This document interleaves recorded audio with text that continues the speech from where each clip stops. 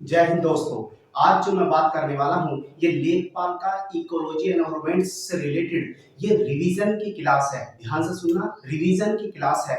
और मैं ये जो अभी लेखपाल के ऊपर जो होगी इस पर आप अपनी ज्यादा से ज्यादा प्रैक्टिस कर सकते हैं और रिवीजन कर सकते हैं। तो सीधी बात यहाँ पर अपने टॉपिक, इसमें मैं यहाँ कोई बड़ा टॉपिक नहीं पढ़ाने वाला हूँ, सिर्फ ओनली रिवीजन करवा रहा हूँ कि कहाँ से क्वेश्चन इस टाइप के आज तक बन रहे हैं और कैसे कैसे बन सकते हैं। तो चलते हैं एनवायरनमेंट से इकोलॉजी, यानी कि हम इकोलॉजी वर्ड की यदि बात करते हैं, इकोलॉजी जो वर्ड सबसे पहले जो दिया है वो किसने दिया है?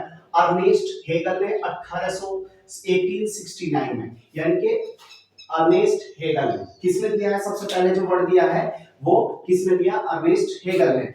अर्नेस्ट हेगल ने ये वर्ड दिया है इकोलॉजी। इकोलॉजी यानी कि हम किसी एक सब्जेक्ट का अध्ययन कर रहे हैं तो उसमें क्या है, यानी कि किसी सब्जेक्ट को ले लेते हैं। और इकोसिस्टम, जब हम किसी इकोसिस्टम की बात करते हैं, ध्यान से सुनना, इकोसिस्टम की बात करते हैं यानी कि किसी पर्टिकुलर चीज पर है ना, हमें स्टडी करना कहीं पर जाकर, किसी भी जीव की है, कुत्ता बिल्ली मानव पक्षी, इनकी यानी कि किसी भी चीज की स्टडी करना इकोसिस्टम करा। तो इस वर्ड को सबसे पहले जो दिया था एजी टास्ले ने, किसने दिया था? एजी टास्ले ने 1935 में। एजी टास्ले ने इकोसिस्टम वर्ड को दिया, पारिस्थितिकी तंत्र को। और इकोलॉजी जो वर्ड है वो किसने दिया? अर्नेस्ट हेगल ने, और 1869 में। इसके बाद आते हैं गहन इकोलॉजी। गहन इकोलॉजी यानी कि डीप इकोलॉजी जो वर्ड दिया है वो सर्वप्रथम यानी कि अर्निस्ट नेस ने, अर्निस्ट नेस, ध्यान से रखना, ध्यान से सुनना, अर्निस्ट नेस से 1973 में अर्निस्ट नेस ने क्या दिया है? गहन डीप इकोलॉजी वर्ड को दिया है। इसके बाद आते हैं जैव विविधता, बायोडायवर्सिटी जो वर्ड है, बायोडायवर्सिटी जो वर्ड है उसको किसने दिया है? W G Rosen, W G Rosen 1985 में, 1985 में किसने दिया है? W G Rosen. ये बड़ी नाम याद रखना, बायोडायवर्सिटी। इसके बाद आते हैं हॉटस्पॉट। हॉटस्पॉट ये बहुत ज्यादा सुनने को मिला हुआ। हॉटस्पॉट जो आता है वो, यानी कि हॉटस्पॉट जो वर्ड है वो कहां, किसने सबसे पहले? नॉर्मन मायर्स, नॉर्मन मायर्स ने दिया है 1988 में, 1988 में। हॉटस्पॉट थोड़ा ध्यान रखना, नॉर्मन मायर्स 1988। इसके बाद आते हैं ग्रीन हाउस गैस की संकल्पना। ग्रीन हाउस गैस की संकल्पना जो दी है किसने दी है? जोसेफ फोरियर ने। जोसेफ फोरियर ने ये ग्रीन हाउस गैस की क्या दी है? संकल्पना दी है। जोसेफ फोरियर ने, किसने दी है? जोसेफ फोरियर ने ग्रीन हाउस गैस की संकल्पना दी है। इसके साथ ही थोड़ा सा आगे चलते हैं, प्रोजेक्ट एलिफेंट। प्रोजेक्ट एलिफेंट ध्यान रखना, प्रोजेक्ट एलिफेंट 1992 यानी कि 1992 में चला है। कछुआ संरक्षण जो टर्टल्स के लिए जो संरक्षण चला है, यानी कि 1975 में टर्टल्स के लिए टाइगर प्रोजेक्ट, यानी कि प्रोजेक्ट टाइगर जो चला है वो कब चला है? 1973। ध्यान रखना, टाइगर के लिए 1973 और टर्टल्स के लिए 1975, इसके लिए प्रोजेक्ट एलिफेंट 1992। ध्यान रखना। इसके बाद होते हैं रेड डाटा बुक। जो रेड डाटा बुक में संकट स्थिति में जो जीव होते हैं उनको, यानी कि किन पृष्ठों से रखा जाता है? तो गुलाबी पृष्ठों में उनको अंकित किया जाता है। किसमें? गुलाबी। ये इंपोर्टेंट क्वेश्चन है, यानी कि रेड डाटा बुक में जो संकट जीवों को रखा जाता है किसमें? यानी कि गुलाबी पृष्ठों में। भारत में सर्वाधिक जैव विविधता, ध्यान रखना, बायोडायवर्सिटी कहां पर है? वेस्टर्न घाट एंड पूर्वी घाट, यानी कि पश्चिमी घाट और पूर्वी घाट। ध्यान रखना ये वाली, पश्चिमी घाट और पूर्वी घाट, पश्चिमी घाट पूर्वी घाट। 10% का नियम, यानी कि 10% का जो नियम दिया है, जो हम इकोलॉजी एनवायरनमेंट पढ़ते हैं, 10% का नियम लिंडरमान ने दिया है 1942 में। किसने दिया है? लिंडरमान ने 1942 में। इसके बाद आते हैं जलीय जीव, यानी कि सॉल्ट वाटर।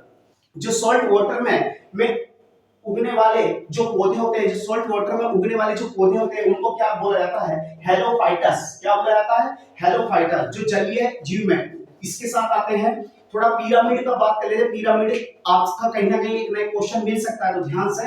पिरामिड, ऊर्जा का पिरामिड, जो एनर्जी का पिरामिड होता है वो हमेशा सीधा बनेगा। ये देखो मैंने बना के दिखा रखा है, सीधा। इसके बाद जो संख्या यानी कि नंबर्स का जो पिरामिड होगा वो सीधा, और देखो सीधा और उल्टा, 1 और ये 2, यानी कि सीधा और उल्टा दोनों बन सकते हैं। द्रव्यमान, बायोमास का जो पिरामिड बन सकता है वो सीधा बनेगा, देखो ये बना रखा है। यानी कि कैसा बनेगा, ऐसा पिरामिड बनेगा। इन पिरामिडों में ये दिखाया जाता है, जीवों की कंडीशन दिखाई जाती है, ऊपर से नीचे, नीचे से ऊपर। इसके साथ ही जलीय पारिस्थितिकी तंत्र, जो जलीय पारिस्थितिकी तंत्र, इंपोर्टेंट कर लीजिएगा इसको, जलीय पारिस्थितिकी तंत्र का जो पिरामिड बनेगा वो कैसा बनेगा, उल्टा। जलीय पारिस्थितिकी तंत्र का जो पिरामिड बनेगा वो उल्टा बनेगा। देखो ये मैंने बना रखा है, जलीय पारिस्थितिकी तंत्र, ठीक है। ये आपके याद होंगे, लेकिन ये दो आपको बहुत कमी से देखने को मिले होंगे। जैव आवर्धन का पिरामिड जो बनेगा वो कैसा बनेगा, उल्टा बनेगा। देखो ये बना रखा, कैसा बनेगा, उल्टा बनेगा।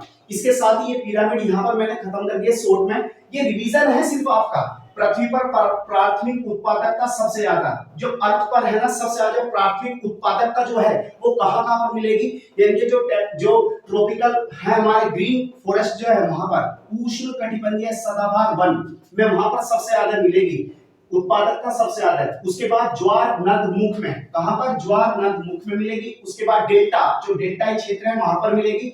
इसके साथ जो कोरल्स, जो हमारे कोरल्स रीफ है, जो कोरल भित्तियां, परवाल भित्तियां हैं, यानी कि वहां पर ये सबसे ज्यादा है क्या मिलेगी, प्राथमिक उत्पादकता सबसे ज्यादा मिलती है। ध्यान रखना, यहां से आपका क्वेश्चन बन सकता है, पूछ सकता है कि किसमें ज्यादा है, कम बढ़ती मिल से, क्योंकि यहां से कई बार क्वेश्चन उठाया गया है। इसके साथ आते हैं इकोटोन। इकोटोन एक वर्ड होता है। इकोटोन जो है वो क्या होती है, इकोटोन ऐसा होता है जहां पर स्थल और जलीय, जहां पर जो दो पारिस्थितिक तंत्र, स्थल और जलीय पारिस्थितिक तंत्र आपस में आकर मिलते हैं, उसके जो बीच का भाग है, देखो ये मैंने डायग्राम से समझा रखा है, जो बीच का भाग है उसी को क्या कहते हैं, इकोटोन कहते हैं। ये उभयनिष्ठ भाग होता है, ये वर्ड याद रखना आ सकता है, उभयनिष्ठ भाग, इकोटोन। और इकोटोन में क्या चीज मिलेगी, बायोडायवर्सिटी क्या मिलेगी, ज्यादा मिलेगी, जैव विविधता अधिक मिलेगी, उसके साथ पोषण अधिक मिलेगा, यानी कि बायोडायवर्सिटी और पोषण अधिक मिलता है। इसके साथ ही हम थोड़ा सा देखो, यहाँ पर स्थल और यहाँ पर जल, ये वाटर दोनों मैंने इमेज बना रखी है, इनको ध्यान से, इकोटोन बोलते हैं इसको,